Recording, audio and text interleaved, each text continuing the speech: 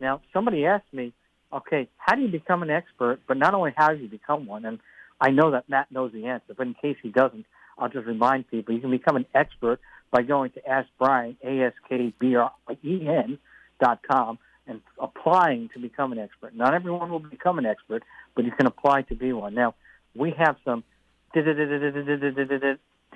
on how to become an expert. Now, there's some type of requirement, and Matt knows those, and because it's 2023, he's going to let the word out. So what do you need to do to become an expert, Matt? Well, Peter, you need to dedicate yourself to your craft or your field, your industry, whatever it may be, for a total of 10,000 hours to be considered an expert. 10,000 hours? 10,000 hours. What am I going to have to work till I'm 200? Well, we could break it down piecemeal. If we're looking at 52 weeks in a year, we're going to cut it down to 50. So you can go to Mexico, Cancun, wherever you please for a little vacation. Hawaii, not a bad answer. 40 hours working per week. So you go 40 hours per week times 50 weeks. That's 2,000 hours in a year. So it takes about 5 years. But as we always say, no successful, quote, key on quote, successful entrepreneur is only working 40 hours a week. It's more like double that. Double? That's like on a half week, but yeah. Maybe during Christmas it's half time, yeah. So maybe on Christmas week you might work 80. But you actually, by the way, you just interstated a new E that, entrepreneur. So I don't know why you kind of trying to tie it in to do a 2-for-1 or whatever. Maybe it's like, how can I get out of this situation? Yes. I was trying to segue, which has 2 E's in it. E is for entrepreneur because most of our listeners are business owners. Well, that's correct. And entrepreneurs are the lifeblood of America. That's how we build our business. Look at it. Even the biggest corporations in the world, in the Amazons, took an entrepreneur like Jeff Bezos to create a company like that.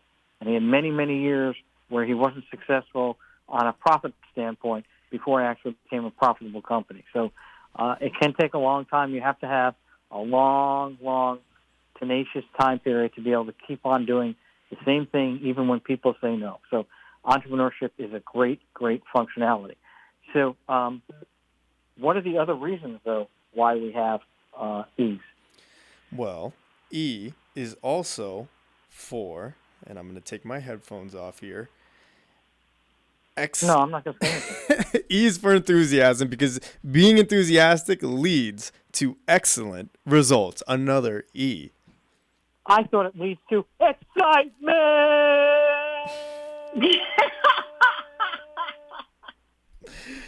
That's what you're talking about. Okay, you took me in a different direction there. Okay. I'll tell you what, Peter. I don't get any more excited. There's nothing I get more excited for than the Ask Brien show. Being here on Thursday at 1 o'clock. Oh my God, he just lied to your face. That's not true. I lied over the phone. A lot. He gets paid so much money, he doesn't want to go anywhere. It's like, really? I can get that much money? I mean, last week I raised him to $1 a year now. So he's like making so much money, he doesn't even know what to do with it. He's like, I'm just going to retire and sit on my island and just eat coconuts and pina coladas. Yeah, I'm like Scrooge McDuck over here. I'm diving into a chest full of money. Well, I'll leave you with this one here. He's also for empathy because being in someone else's shoes helps you to understand your audience, customers, products, and services. But you missed out one of the biggest D's. And our co-host and guest today, she's playing a dual role. Can I get a drum roll? Drum roll. 2. Made that up. Well, you're a guest and a co-host, so that's a lot. But you missed her favorite one. Yes. And it's Greek lightning. Translated, we are electrifying. Woohoo! See, the winners are contagious. I told you. Well, are there any other E's or them all? I think we hit them all. E's for engineering, but you covered that. I'm the engineer, and, I think that's really all. Well, I would just add, make sure, the entrepreneur should be a separate one, but also experience. You know what? You're right. Experience counts. Thanks a lot, Matt. We're glad to have you here. But now we're going to go over and we're going to start our show. Now, a couple of things, and excuse me, I missed my quotation. Without any further ado, and how do you spell ado, and why do I like it? You spell ado, at least everyone I believe spells it this way, ADIEU, and it's your favorite because it has one consonant and the rest of the letters are vowels. Absolutely correct. So this is our second part, although it's in 2023, but our second part year in review where we're discussing a whole bunch of items. And last week, in our last episode, that was on, what date was that? December, I'm bad, 28th, 29th? I don't know. It was one of those. 27th, 28th, tomato, last week. Anyway, last week we had a show, and we started off with 4 items, and we're just going to go through them really quickly, and then we're going to start with the rest. This is our top 10 list. And everybody has a top 10 list at the end of the year. We have our top 10 list. So, 1, develop a strong brand identity. 2, optimize social media. 3, invest in content marketing. And 4, use email marketing. Those are the 4 we discussed last week, and we're not going to repeat them. If you want to listen to the episode 1, which is our part 1 of the show, you can gladly do so. It's available on podcast. But now we're going to go into other reasons and other explanations for our top 10 list. So one of these items, Traci, was run paid advertising campaigns. Now, the question I have there is, that sounds very expensive for the entrepreneurs trying to save every dollar and knows that dollars make him last longer or her last longer in terms of without dollars you can't survive. So how do you run a paid advertising campaign, especially when you have limited funds? Well, I am so glad you asked. And actually, I'm going to answer that by sharing a story of a real-time conversation that I had with a producer podcast client yesterday. So she really wants to get some traction on her show. And this is for anybody, whether you're trying to grow a podcast or just move products online, sell online courses, any of those things. And that is just start where you are. So, yes, you can end up spending hundreds or thousands or hundreds of thousands on paid advertising campaigns. But the one thing that you can do just to start out that's simple and efficient is that when you are posting on your social media, let's say for Facebook, for example, is that you can just simply boost a post. And you can put $1 behind it. You can put $5 behind it. You can put $50 behind it.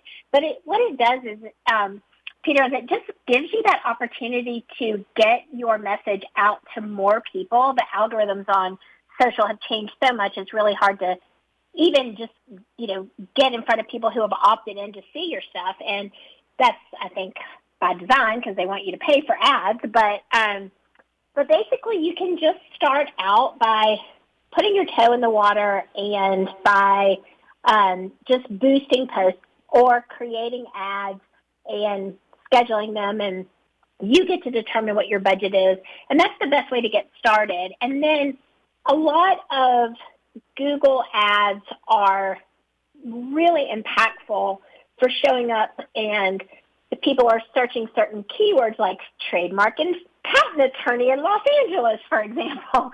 And wow, what is that? I don't know. I know one. I know a good one. So then when people are searching for specific things like that, if you are putting a budget behind Google AdWords, then you have an opportunity to then show up on the front page of Google versus, where you might just arbitrarily show up. So there are a lot of different ways that you can get started with it. I think for me, I recommend starting with a small budget, test how the ads are converting, and then just increase your budget as your client base grows. So a couple things on that.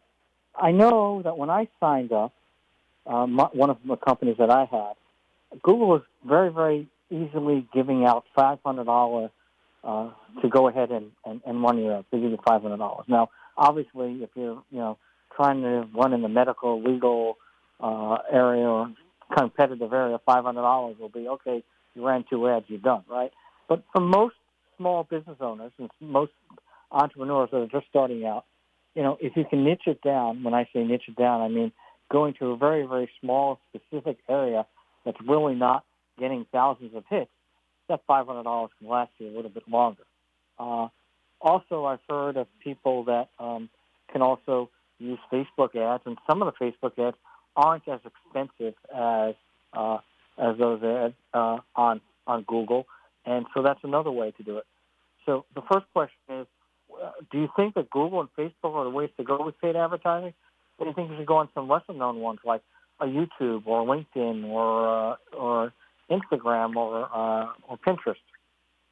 Well, I think most importantly, you really want to just figure out where your audience is living, because that's where you want to show up, where you're going to meet your audience where they are, and then figure out, okay, so if my audience is going to be maybe it's highly female and I sell jewelry online, let's say, for example, then Pinterest might be a really good fit for me because it might be a little bit less expensive, or even more than just the budget being more expensive or less expensive. It's going to be more cost efficient because you're going to actually hit a better quality of people that can engage with your brand and your product and have higher conversions based on that. So sometimes it's about quality versus quantity, but the most important thing to determine before you spend the first dime on any paid advertising is making sure that you're going to reach the person who is going to convert into wanting to do business with you. So two questions I have. One is, you meant testing, right? So how much do you have to spend to test, and how do you know if the test is successful if you don't have a lot of people going? I mean, in other words, I mean, if you're only spending $50, you may not get any responses. That doesn't mean that could just as well mean that you didn't spend enough money. So how do you know, if your test is working, and how much is a minimum amount that you think you have to pay to find out if it's working? Well, so that's a great question, because when I am saying testing how the ads are converting, what I'm really referencing is not necessarily, again, the quantity of the people responding to the ads, as much as I'm saying, like, let's say you put one ad out that has one particular image and one particular call to action, and you put another ad out that has a different call to action and a different image, but you're ultimately trying to generate business with both ads. And you run them side by side, and then you can then test to see, oh, okay, well, this image is actually working better than this other image, and people are responding more to this ad, so I'm going to invest more money in the ad that's getting more engagement and minimize the ad that's not. Or the call to action, maybe it's a learn more button versus a buy now button, and people are not ready to buy right now, but their behavior is indicating that they are willing to learn more. And so what that says to you as a business owner is, like, my product is not an instant purchase. The decision is not being made instantaneously from this ad, but people are interested in learning more. So I want to take those learnings and apply it to the landing page and make sure that the landing page is converting. So it's really about testing the messaging, the content, the call to action, and then once you see, so even if you only have a sample size of 50 total people, you can still get an analysis of which of the percentage of the ads are converting in a higher way. But isn't it true that that could be based on a medium you pick? So, for instance, let's say we have image A and we have image B. All right? So we have image A and we have image B, and we're running an ad on Google. And we get 20 people engaging in A and 2 people engaging in B. But we could take that same ad and put it on Facebook or Pinterest or another place, and it could be reversed, right? So it's not just, so in other words, the validity of the test, that's an interesting question too, right? It depends, I guess, on which medium you're using, because it may work on one medium and not on another. Oh, I think you're absolutely right about that. But then I think that still comes back to really determining which medium is where your target audience lives the most. Because let's say you, let's kind of use this trademark and patent attorney thing. So let's say you do one image that has a picture of you working with a client. but then maybe there's another ad that you do that has somebody behind bars with a big X across it, and so maybe the shocking ad has with the person behind bars with the red X across it is going to get more attention, but that might get more attention on a Facebook or a Facebook or like an Instagram post, whereas you having the credibility of a picture of you working with your client and the sophisticated, more subject matter expert image would work really well on LinkedIn. So you just have to know who you want to think through who you're talking to on your ad, and is it a platform that lends to more fun and creative, eye-catching ads, for example, like an Instagram reel or something like that would, versus a LinkedIn that's more traditional in its scope of the type of things that you normally see on that platform. And I guess the only other question I have about that area, and we're going to be taking a break, I think. Actually, we're going to take a break right now. We'll be right back. You're listening to KHTS 1220 in 98.1 FM, the Ask Brien Show. We're going to take a break. We'll be right back. Welcome back. KHTS 1220 in 98.1 FM, the Ask Brien Radio Show. And we're talking about 10 important things that you should know about regarding marketing. And we had a last question, and then we're going to switch to another topic, and that is Traci. So how do you determine where your best place to market is? You know, how do you know if it's Facebook or Google or LinkedIn or Instagram or TikTok or anywhere, or YouTube? How do you know? Well, I think there's a couple things to take into consideration. I think one is first, are you a business-to-business marketer? Are you marketing to other professionals? Are you advertising for career-oriented, career-finding services? Are you a digital marketing agency that targets businesses? So the business-to-business component versus are you a business-to-consumer marketer where you're marketing products and services to a wider array of more of a lifestyle business where you may be selling products, where you may be selling services that span across all types of cultures and ethnicities and things like that. So first of all, you want to, look at that particular direction. And so if you're more of a B2B, then you're going to want to focus, let's say, for example, on LinkedIn, because it's likely that you have a more professionally targeted audience there. If you are, then the second thing to take into consideration is, are you a visual medium do you need a visual medium to really promote your product? So let's say, are you an artist? Are you in the interior design business? Do you need people to see your products? Are you selling clothes, shoes, jewelry? Are you a hairstylist that needs to do before and afters, makeup artist, things like that? So in that case, you would want to really migrate towards a visual medium. So that would be your TikToks, your Pinterest, your Instagrams, because that way you can showcase your products better in a visual way. Although I will say one of our most successful clients has been podcasting for 4 years. They're in their 5th season now as an interior designer, and they have worked really, really well with podcasting because they have good camaraderie within each other, kind of like you and me, Peter. And so those are exceptions, not the rules. But typically, when you're making your decisions, think of those two things first: B2B, B2C, and visual versus non-visual. And you should be able to get good traction starting out. And then once you start, look and see who's giving you the most likes, who's giving you the most engagement, where are you getting the most comments, and then narrow it down to like one platform and then start spending your paid ads there. So which platform would you recommend for Ask Brien? For Ask Brien, I think LinkedIn is a perfect platform for Ask Brien because we are targeting people who are growing and scaling businesses, and typically that is an audience that is highly engaged on LinkedIn. So I would start there, which we do. So, and it works for us, so that's good. Thanks a lot. So the next one we have on our list, is collaborate with influencers and thought leaders. So the question is, How do you do this? It's easy to say collaborate with influencers and thought leaders, okay?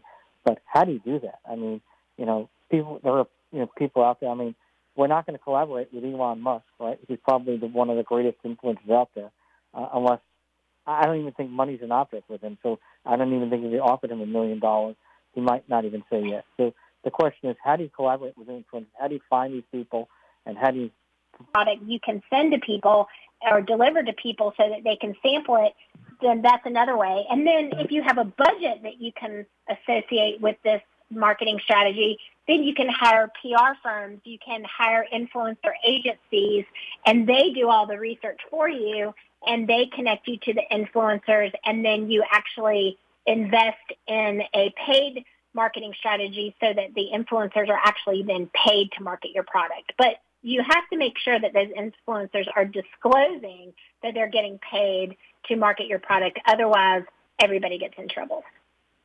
Well, I have a few more questions about that, but our sponsor is on, and we have to awesome. Go to our Speaking of sponsor influencer and thought leader, our sponsor. Anyway, Steph, are you there? Yeah, hi everybody. Good afternoon. Well, Happy New Year. Happy New Year to you too. So I hear a lot of great things are happening at Albany Farms, which is one of our two sponsors. And so the question is, who is Albany Farms? What do they do? And give us a little background on Farms. Certainly. So Albany Farms is a food manufacturer, and we primarily specialize in instant fried noodles. Our brand is called Twisted Noodles, and it is the best wheat-based fried instant ramen noodles on the market. And we have a lot of exciting flavors that are interesting to our customers. And it's been really fun building this brand with Albany. And where can people get these? So right now we're located in the U.S. market. You can find us at Target, or you can find us in the Canadian market at Walmart. And your plans to bring these noodles nationwide? Yes, we have huge plans to make sure that most retailers across the United States and other countries have the opportunity to carry our product, Twisted Noodles. And anything you want to say on behalf of Albany Farms before we go to the next sponsor? Yeah, if you haven't checked us out on social media, please do so. You can search us by searching Albany Farms or Twisted Noodles on Instagram. Also, if you haven't checked out our website, please check out www.albanyfarms.com. Super. And then we have another company, and I always get confused because it's called Legal Steps, but it's spelled with a Z. And it's kind of weird that Legal Steps was spelled with a Z. Maybe somebody doesn't know how to spell. I don't know what the deal is. But it's called Legal Steps. So I'm just trying to figure out what is Legal Steps and what do they do and why is it with a Z. So let's go with that first one. What is Legal Steps?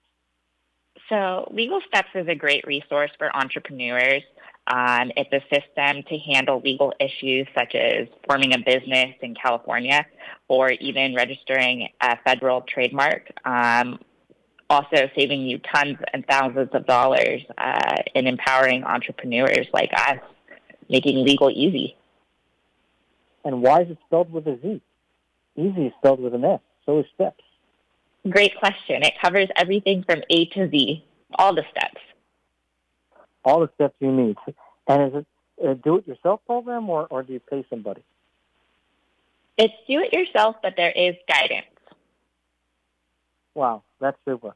So you've got Albany Farms noodles, Twisted Noodles, and Legal Steps. Awesome. Thanks a lot, Steph. Have a great week, and we'll be glad to hear next week about any updates on any one of these companies. Thanks again, and we're going to go back to our show. Awesome. Take care. Bye-bye. Thanks. Traci, so that was interesting. And, yes, it was sponsorship versus influencers, but I still don't understand where am I supposed to find these influencers. I mean, is there like a computer program? I mean, where am I going to find a list, and how do I know that the people I'm contacting are really influencers? I could sit there and say I'm an influencer, but how do you know? Well, some of this is going to be determined on what kind of budget you have, because like I said, if you have a budget that you can allocate towards this, then your best bet is to hire a specialty expert in the space, like a PR firm. Influencer marketing agencies have gotten really popular over the last few years. But if you're doing and kind of digging into this research on your own, one of the things that you can do is look at, let's say, for example, podcasts. You can go to Apple Podcasts. You can search your business category. You can look at what the top rated shows are within Apple, because that's third-party data. So I could tell you, oh, I have the top-rated podcast in XYZ, but you're going to see in the actual rankings who has top podcasts in that space. Then at that point, you can look at other shows like this show, or you can look at the episodes that this podcaster has released and who's guesting on their podcast. And one of the best ways to actually create an influencer brand for yourself and a thought leadership position for yourself is you don't even have to have a podcast to do that. You can actually guest on other people's podcasts. So, like, for example, we have a lot of experts that come and join our show here on Ask Brien, and we repurpose that as a podcast that people can download and listen to. And so you can start by, in terms of collaborations with influencers, you don't have to pay. Typically, you do not have to pay to be a guest on someone else's podcast. So that's a way for you to collaborate and associate your name with other influencers in your business category. And then you have a piece of content that you can share out with your audience that shows your audience that you're credible because you've been interviewed by this influencer.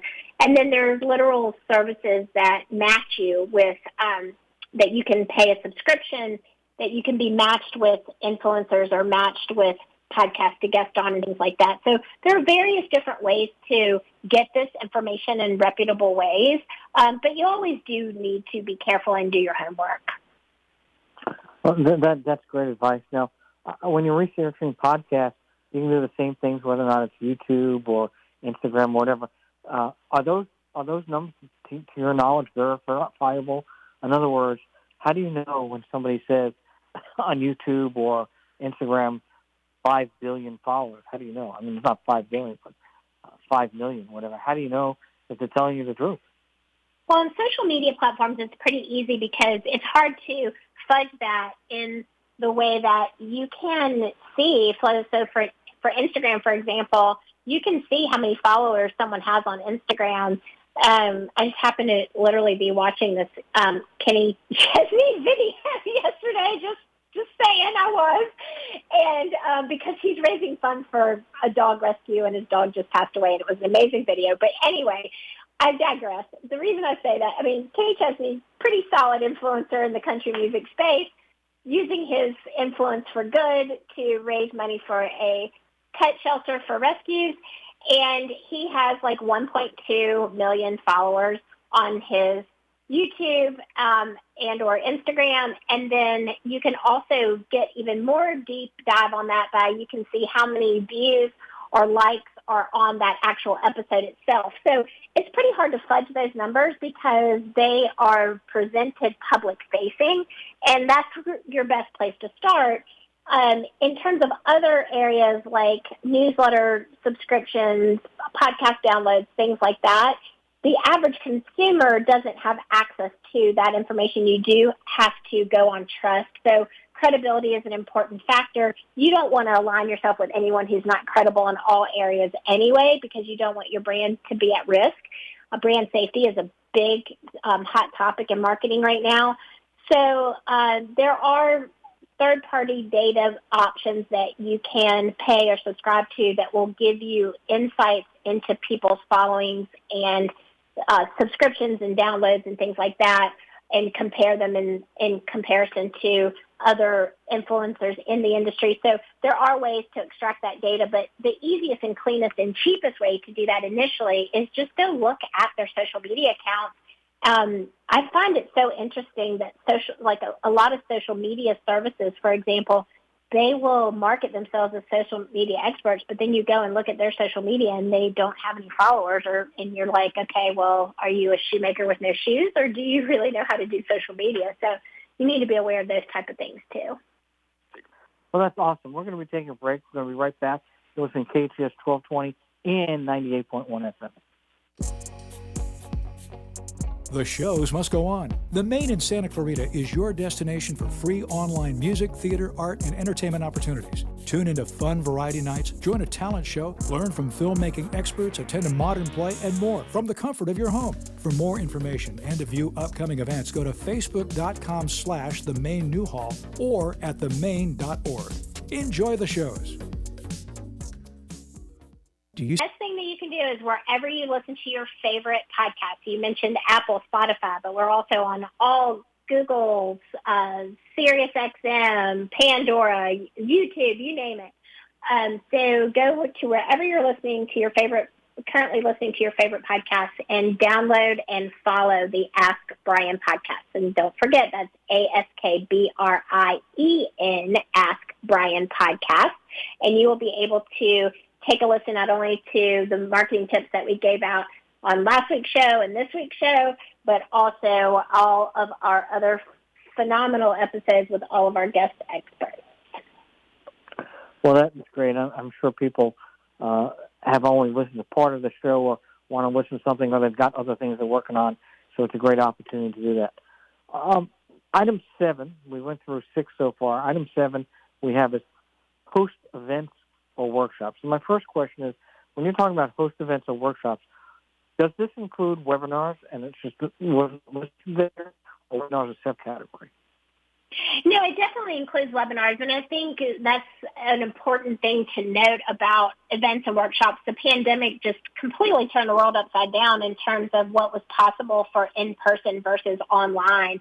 And again, just to talk through a client that I was speaking with yesterday that owns a digital marketing agency, they had a very successful Believe in Better healthcare conference that they did in 2019. And it was an amazing event in Minnesota, and then they converted it into virtual. And when I was talking and that's a full-blown like TEDx-style type conference, and ultimately was a business development tool for their digital marketing agency. They focus on healthcare businesses. And they had such a great experience in person, but when the pandemic happened, they converted that event into virtual. And then as a result of that, they were able to really expand their reach because people who couldn't travel to the in-person event were able to attend virtually. And they've made the decision going forward to only host it as a virtual event. And the same goes, webinars are obviously always online, but the more you can showcase yourself as a leader in the space, that you can present content in the way that webinars really highlight subject matter expertise. You can invite other people in your industry. You can collaborate. This is another really great way to collaborate with influencers and thought leaders, is to invite them to be a part of your webinar, your workshop, your event, online summit, in person, and things like that. And then that way, the really nice little nugget of successful marketing strategy around that, by inviting these other people, is that you can leverage their fans and followers, because you would ask them to share out to their audience that they're participating in this event. So it's a win-win for everybody. So when you talk about events, workshops, and webinars, you're thinking that you're going to usually invite other people on it. It's not going to be just your show. It's not going to be just, I'm the guy, I'm the girl, and I know it. Well, the guy, I'm the girl, and I invited 3 other people on. Is that what you're referring to? So you're breaking up a little bit, but I think what you're asking is, with most of these events and workshops, are you going to be inviting other people who are experts in their space versus you just hosting it on your own? And the reason you want to do that is not only to expand the reach for your own event so that those people can market it out on your behalf, but also just to expand your knowledge base, because you may be a very, very deep dive expert in one vertical category of business, and let's just say, again, healthcare marketing. But if that's the only area that you can really speak on, but you want to expand and, let's say, talk through mental health in the health care space right now, then you might want to invite a psychologist on. Or if you want to bring on a CEO of a hospital and how they're handling diversity and inclusion in the workplace. And so those are things that you may not be able to add as much value to from a content perspective, but you're bringing in these other content and showcasing their expertise. But what's really beneficial is not necessarily just the benefit that you get from the marketing, but also the benefit that your listeners and your viewers get, because they're going to learn more with that expanded outreach of experts. They're going to learn more in the psychology aspect. They're going to learn more in the diversity and inclusion aspect that you can't maybe provide to them. So you get the reciprocity and the gratitude from these people because they've learned from your product, your summit, your workshop, but you presented this information to them that they may not be able to get elsewhere. And that's great information. As an attorney, I do have to point out one thing, and that is people don't even think about this, but if you're going to have other guests on your show like that, in that manner, you may want to have them sign something that says, listen, all my content is allowed to be used, licensed to be used by yourself, because they may decide one day to say, well, I want to get a piece of it. So that's just the lawyer in me. I'm always thinking that way. No, and, I love that you brought that up, because the other thing that you want to be sure of when you do get people to participate and sign that agreement is that you can use their likeness and image and branding and so forth in your marketing, because that's another thing that you want to do. If you're going to be taking clips from the webinar and repurposing them in video on YouTube and TikTok and Reels and things like that, you want to be sure that you have permission to do that. Absolutely. So we didn't complete the list, but the list is going to be available on the podcast. From time to time, when we have time, we'll go over the rest of it. Thank you very much. Listen to KHTS 1220, 98.1 FM. Happy New Year 2023. Thanks, Matt. Thanks, Traci. And we'll see you next week.